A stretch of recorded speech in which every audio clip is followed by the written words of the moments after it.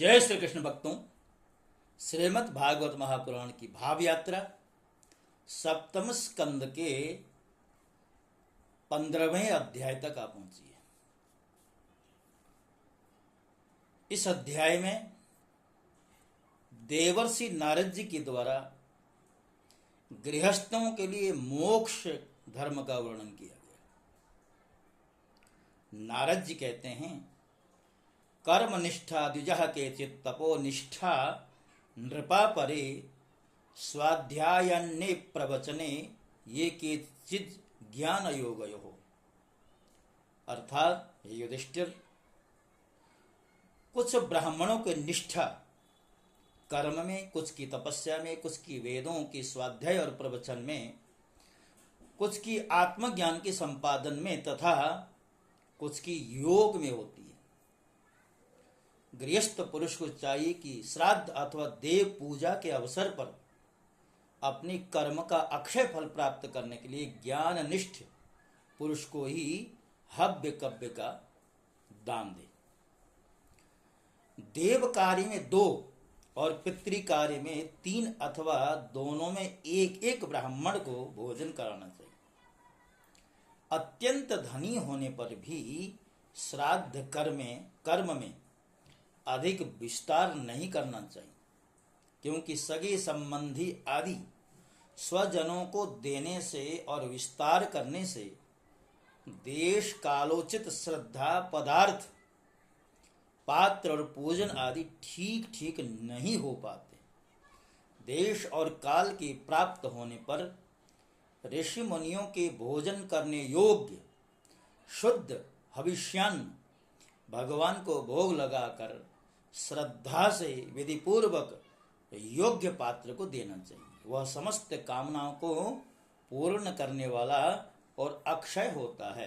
देवता, ऋषि, पितर, अन्य प्राणी, स्वजन और अपने आप को भी अन्न का विभाजन करने के समय परमात्मा स्वरूप ही देखें।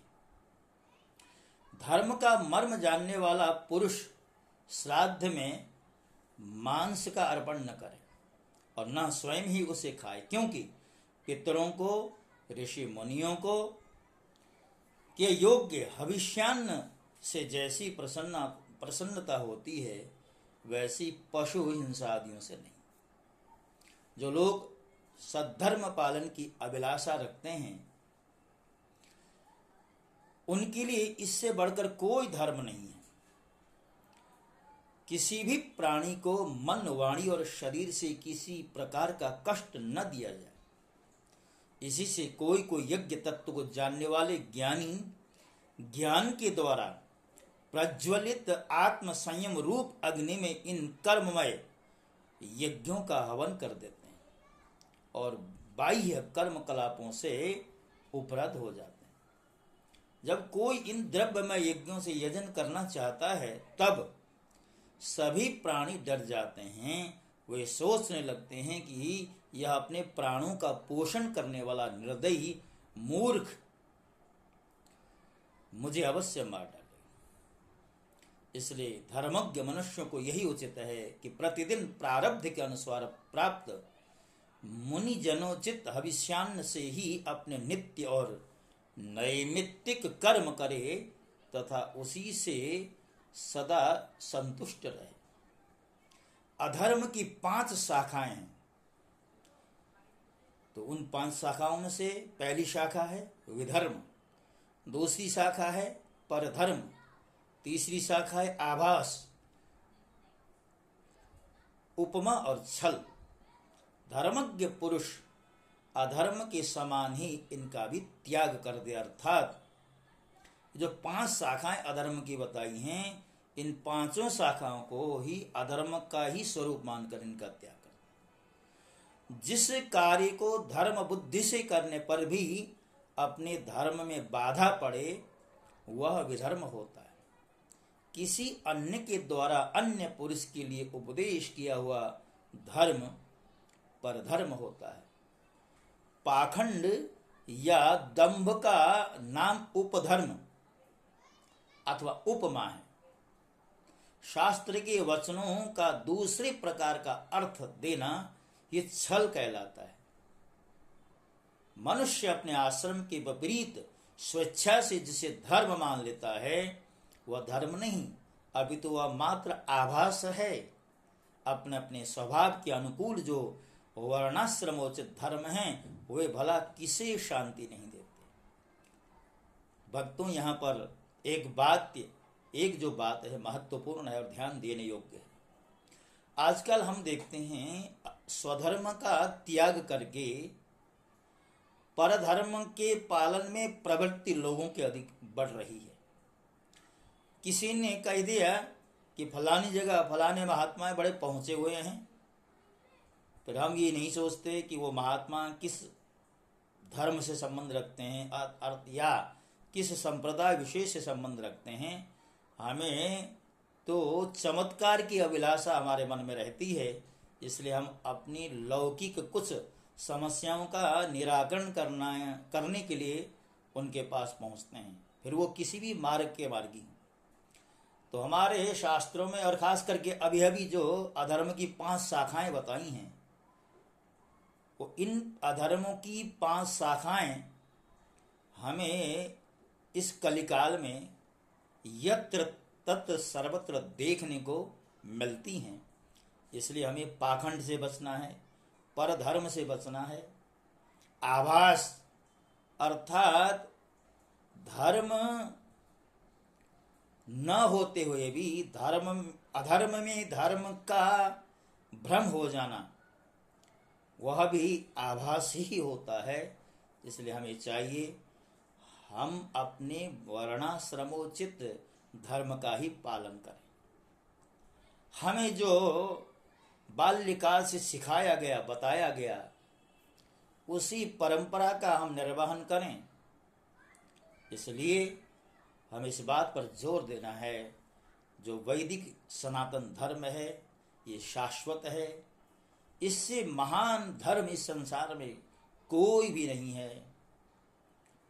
जिस तरह पैरों में जूता पहनकर चलने वाले को कंकड़ और कांटों से कोई डर नहीं होता, वैसे ही जिसके मन में संतोष है उसके लिए सर्वदा सब कहीं सुख ही सुख है, दुख नहीं। अर्थात जो अपने धर्म का पालन करते हैं, जो लोग अधार्मिक वृत्तियों से अलग रहते हैं, जिस तरह पैरों में जूता पहन करके चलने वाले को कंकड़ आदि का डर नहीं होता, अर्थात जो अपने स्वधर्म रूपी एक तरह से कवच लिए फिरते हैं, उनको कहीं भी किसी भी परिस्थिति में डरने की आवश्यकता नहीं। और इस अध्याय में खास करके ब्राह्मणों के धर्म को लेकर के, ब्राह्मण कैसा होना चाहिए उसको लेकर के भी जोर दिया गया है। ब्राह्मण वो होता है जो नितांत संतुष्ट होता है, संतोषी होता है। और यहाँ पर नारद जी बता रहे हैं जो ब्राह्मण संतोषी नहीं है, इंद्रियों की लोलुपता के कारण उसके तेज, विद्या, तपस्या और यश क्षीण हो जाते हैं, वह विवेक भी खो बैठता है। इसलिए ब्राह्मणों का पहला जो आभूषण है वह संतोष।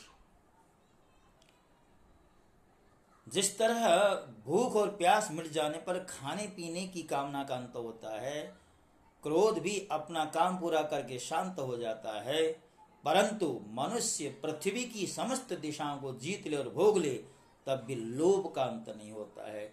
हमें चाहिए कि लोभ के ऊपर विजय प्राप्त। अनेक विषयों के ज्ञाता शंकाओं का समाधान करके चित्त में शास्त्रोक्त अर्थ को बैठा देने वाले और विद्युत स्वभावों के सभापति बड़े बड़े विद्वान भी असंतोष के कारण गिर जाते हैं। हे धर्मराज, संकल्पों के परित्याग से, काम को, कामनाओं के त्याग से, क्रोध को संसारी लोग जिसे अर्थ कहते हैं उसे अनर्थ समझकर लोभ को और तत्व के विचार से भय को जीत लेना चाहिए। जैसा कि पिछले अध्याय में बताया था, व्यक्ति को उतना ही संग्रह करना चाहिए जितने से व्यक्ति का निर्वाह हो, गुजारा हो। यावत भयेत जठरम तावत सत्वम इदेनाम योधिकम, अर्थात जितने से उदर पूर्ति हो जाए उसमें ही अपना अधिकार समझें। उसके अतिरिक्त संग्रह की इच्छा जो रखता है वह चोर कहलाता है। जिस तरह चोर को दंड दिया जाना चाहिए उसी तरह उसको भी दंडित किया जाना चाहिए। इसलिए मनुष्य मात्र को चाहिए कि भगवान नारायण के चरण कमलों का ध्यान करें, अनुसंधान करते रहे, अन्वेषण करते रहे। प्रकृति और पुरुष के अधीश्वर वे स्वयं भगवान ही गुरुदेव के रूप में प्रकट हैं। इन्हें लोग भ्रम से मनुष्य मानते हैं। शास्त्रों में जितनी भी नियम संबंधी आदेश हैं उनका एकमात्र तात्पर्य यही है कि काम, क्रोध, लोभ, मोह, मद और मत्सर इन सह शत्रुओं पर विजय प्राप्त कर ली जाए, अथवा पांचों इंद्रिय और मन ये 6 वश में हो जाएं। ऐसा होने पर भी यदि उन नियमों के द्वारा भगवान के ध्यान, चिंतन आदि की प्राप्ति नहीं होती तो उन्हें केवल श्रम ही समझना चाहिए। जो पुरुष अपने मन पर विजय प्राप्त करने के लिए उद्यत हो वह आसक्ति और परिग्रह का त्याग करके संन्यास ग्रहण करे, एकांत में अकेला ही रहे और भिक्षावृत्ति से शरीर निर्वाह मात्र के स्वल्प और परिमित भोजन करे। भोजन कितना करना है इस बात का भी यहाँ पर ध्यान दिया गया है।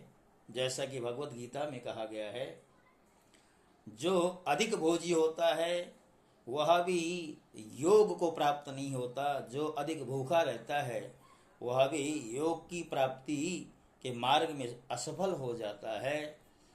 कितना सोना है, कितना खाना है, ये सब परिमित मात्रा में जो लोग